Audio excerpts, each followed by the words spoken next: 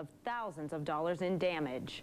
Good evening and thanks for joining us. First at 11 or 6, Jennifer Callan has the night off. I'm Christy Siebert.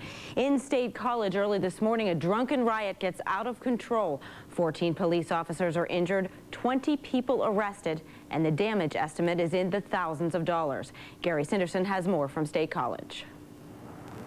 It's known as Beaver Canyon, East Beaver Avenue, lined with Penn State student apartment buildings.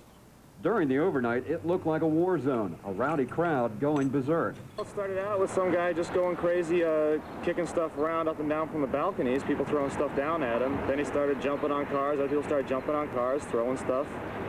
People went nuts. It continued for almost 3 hours. Fires were set, more than 30 streetlights were destroyed, along with parking meters, signs, anything the more than 1,500 could get their hands on.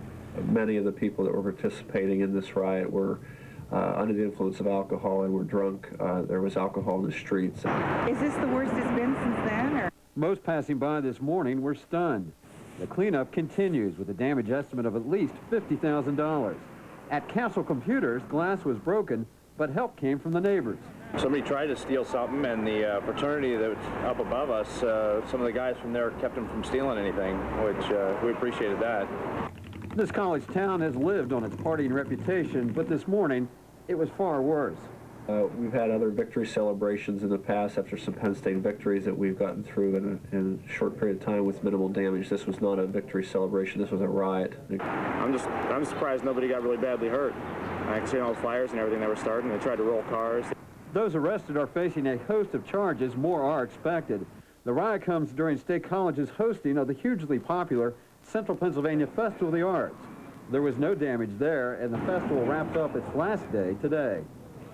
Gary Sanderson, News Center 6, State College. Now, the State College Police Department says the riot caused about $50,000 worth of damages. The list includes 33 streetlights that were damaged, as well as 3 storefronts, parking meters, street signs, and vehicles. Several people were injured, including 4 police officers.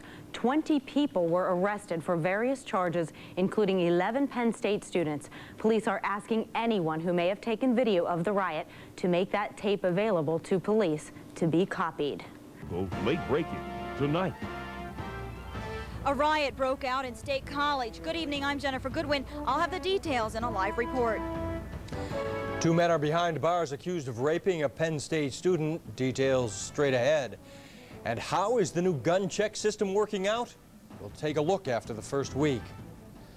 Good evening, I'm Kevin Flanagan. Thanks for staying with us for 10 News after the races. Our top story tonight, madness in the streets of State College. A riot broke out in downtown State College in the early morning hours of today. Police say alcohol was a factor. The riot involved over 1,500 people and left several people injured, including 14 police officers. Jennifer Goodwin has been covering the story, and she joins us now live from State College with more. Jennifer. Kevin, it looks like a nice day in State College right now, but in the early hours of the morning, that wasn't the case on one of the streets right here downtown. The video you're about to see was taken by a man who is visiting from New York. He's here to enjoy the Arts Festival, but this morning he came across the riot. For over 2 hours, the 200 and 300 block of Beaver Avenue looked like something you would see in a movie. Police say a rowdy crowd of about 150 quickly grew to about 1,500. Those who were there say it was more. The whole street was just packed. I'd have to say at least 5,000 people were here. And all in the balconies, everywhere. It was just all people throwing anything that they could. They threw it out. The balconies of the apartments were packed full of people watching the scene below. We came out and there was fires all in, like a big fire right there and a small one over there. The fires were set right in the street, and the crowd kept them going with tree branches and furniture. The largest one was in front of Penn Tower's apartment. Several people were injured, including 14 police officers. Jeremy Krause was thrown into one of the fires. He was treated for third-degree burns. People were shaking cars. Some had to be towed away due to the extent of the damage. Others were swinging from streetlights and tearing them down. A total of 33 streetlights were damaged, as well as 3 storefronts, parking meters, and signs. It was an all-out riot. And to me, it is a total disgrace. The damage is estimated at $50,000. So far, 20 people have been arrested. 11 of them are currently Penn State students. Exactly what caused the riot is difficult to determine. Police here tell us that about 150 people were out playing Frisbee and someone threw a trash can off of one of the balconies, and from there the crowd immediately grew and things got out of control.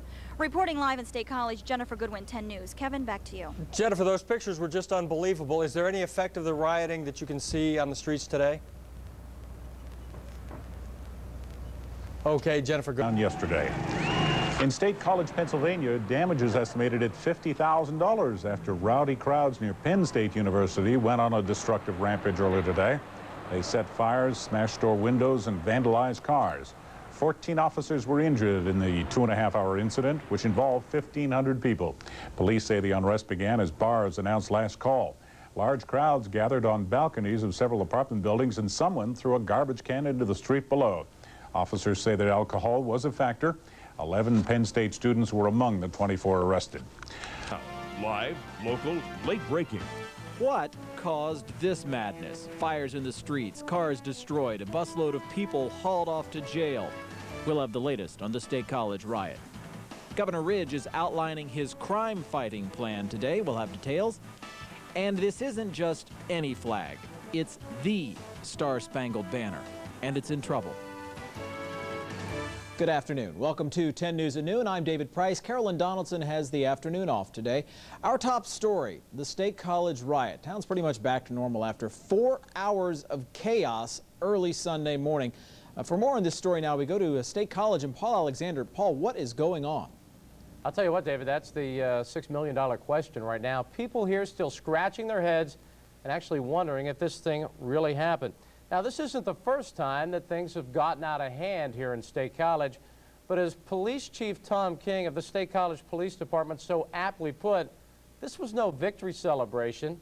This was actually a riot. Just take a look at this video from the scene. It was total chaos. 33 light poles were ripped down, fires set all over the place. Anything you can imagine launched from these balconies high above. 14 police officers were injured and 20 people were arrested.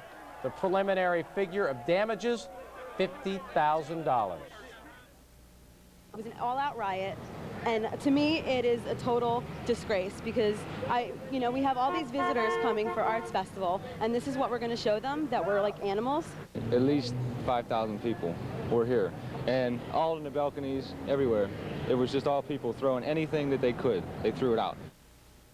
Now, 11 of those 20 people arrested were Penn State students. State College Police has scheduled a news conference for 3 o'clock this afternoon. We, of course, will be there and have all the latest for you. No one has still pinpointed a cause, actually what set this thing off, but Chief King did say this is another fine example of the problems associated with alcohol abuse. Live in State College, I'm Paul Alexander. David, back to you. Paul, the university president, Graham Spanier, has said that there are these problems with alcohol abuse in State College and at University Park and at campuses across the nation, in fact. Has the university issued a formal response to what happened on Saturday night? No. Dr. Graham Spanier did actually make it out to the scene around 2:30 in the morning and very interested in looking into the 11 students. Normally, your academic record is not affected by a criminal record, especially when it doesn't involve anything on campus. However, he is looking into a possible exception here for the 11 students that were arrested if, in fact, they would be convicted. This might affect their academic standing, and I would think expulsion could also be something that could be a possibility. But no formal statement yet from Penn State. We, of course, will try and talk to them later on this afternoon. Okay, Paul, we'll look forward to that. Thanks very much. At 6. Good evening and thanks for joining us. First at 6, State College police continue to defend their actions in the wake of a downtown riot over the weekend. They say it's fortunate no one was killed or seriously injured during a drunken brawl which continued for almost 3 hours. Gary Sinderson joins us live now with more on the aftermath. Gary? Marty, understandably, it is the talk of the town in State College. People are still stunned about what happened early Sunday morning. The worst rioting ever in the borough. And just this afternoon, the damage estimate was doubled. It's now up to $100,000. Now, a lot of questions remain. One, of course, is why it happened in the first place. The other concerns the role of the police. Sergeant Dana Leonard and Lieutenant Tom Hart were among the first police called early Sunday morning. They quickly realized the East Beaver Avenue mayhem wasn't a typical college party scene. That this was by far the worst that it's ever gotten in a demonstration crowd type atmosphere, even dating back to the riots of the 60s. They were meaner, they were more aggressive, they were exposing their buttocks to the officers. They were moving towards the officers. The thousands in the crowd ripped up anything in their path. Today, the cleanup goes on. More damage is being discovered. And in University Towers, which is on College Avenue, we had between $5,000 and $10,000 worth of damage. We're still assessing that right now. Some point to the Arts Festival as bringing more people to town. Fortunately, there was no damage there. Then, on top of everything else, they cleaned it up in an absolutely record time, to the extent that most in this community that I spoke with had no idea that anything had happened. It's not their fault. It's not because of the Arts Festival. It's because too many young people are abusing alcohol, and their excuse this week is Arts Festival. When police initially moved in, they were pelted from folks high above in the apartment balconies. I'm hoping that the building owners, that maybe they would proactively screen these porches in or plexiglass them so it's not easy for someone to just walk out on the balcony, lean over the edge, taunt and jeer the crowd. I don't know that there's any way we can solve that. It's a selling point from the rental standpoint that people do have a balcony. They have the ability to get outside if they want to, and they also have the view. Still, there's talk of Borough Council possibly considering new balcony-related ordinances, especially in the wake of the cleanup bill they're about to get hit with. And again, that cleanup bill is up to $100,000. Why did this happen? Police admit they have no better idea than anybody else. They say mob mentality took over. But other than that, they're really not certain. Marty? All right, Gary Sinderson, thanks. I'm Paul Alexander, live in State College, the aftermath of a riot. I'll have that story coming up. A local school district is mourning the deaths of 2 teachers and a recent graduate. Will this burned out school be ready for the students come fall? I'm Dawn Ostrom. I'll have more on the fire cleanup coming up. Good evening, everyone. I'm Gabrielle DeRose. Luke Michaels is off tonight. Topping our news at 6, continuing coverage of the State College riots. If you haven't seen the video yet, take a look at this. The pictures are unbelievable. Crowds shaking vehicles and tearing down light poles. Fires raging in the middle of the street. Police arrested 20 people. 11 of them are Penn State students. 14 police officers suffered minor injuries during the riot. Damage was estimated at $50,000. Now police say it may be as high as $150,000. Now the riots happened on Beaver Avenue, not too far from the university. That's where our Paul Alexander is live via Skyline 10 tonight with the latest. Paul, still hard to believe. Gabrielle, it really is. We are right on the 300 block of East Beaver Avenue. As you can see, 255 is Penn Tower. Some of those windows boarded up, a lot of broken windows, a lot of damage. Right over here across the street, a huge fire. But as you well know, huge crowds getting a little bit out of hand is nothing new here in State College. In fact, the State College police force was beefed up because of the huge crowds expected for the Arts Festival. And of course, everybody's familiar with the fact that sometimes after a big Penn State football win, well, the crowds get a little bit wild. But police tell us they've never seen anything quite like this.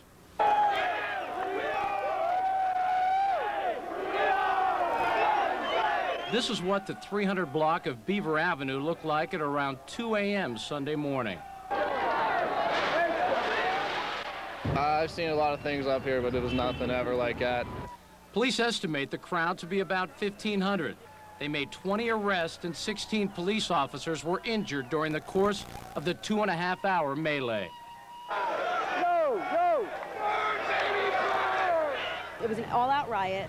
And to me, it is a total disgrace because we have all these visitors coming for Arts Festival, and this is what we're going to show them, that we're like animals.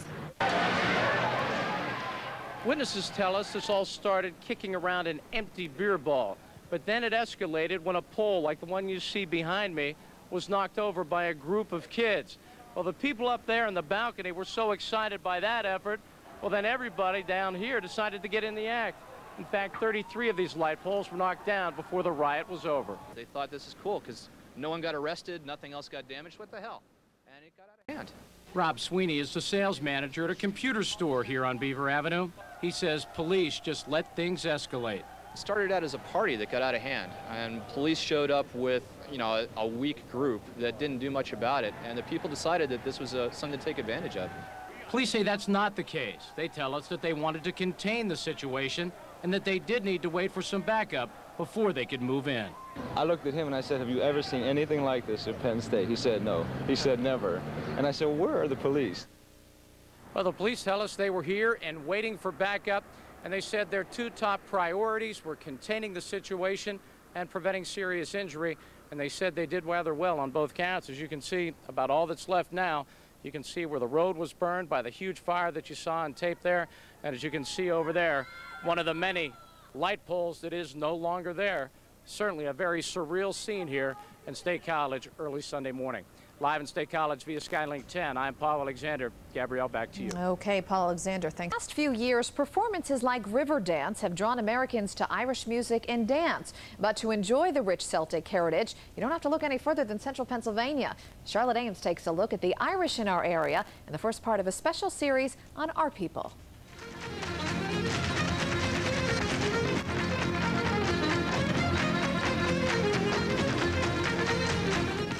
River dance brought to America the kind of dancing the Irish did in the old country.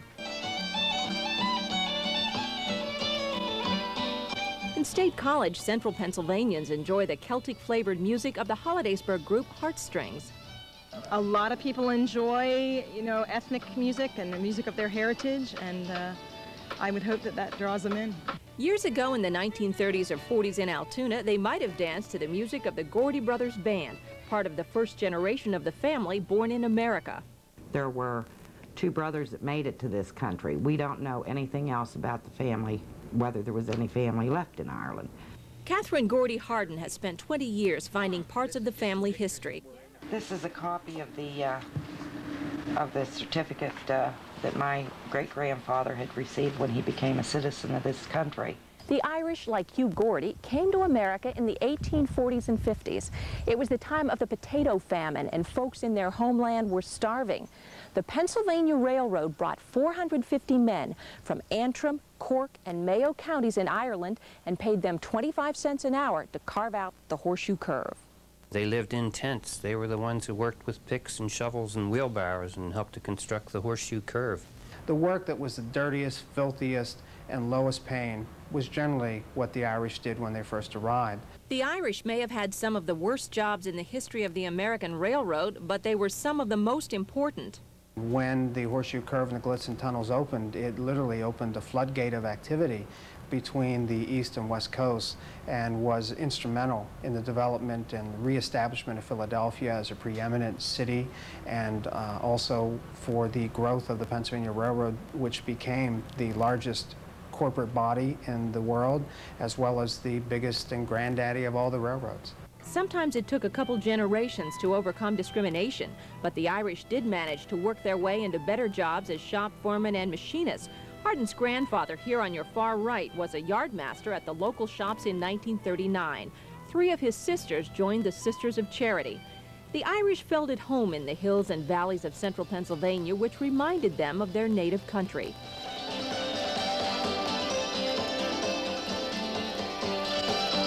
Now, more than 100 years later, you can still hear echoes of Ireland in the music of their descendants.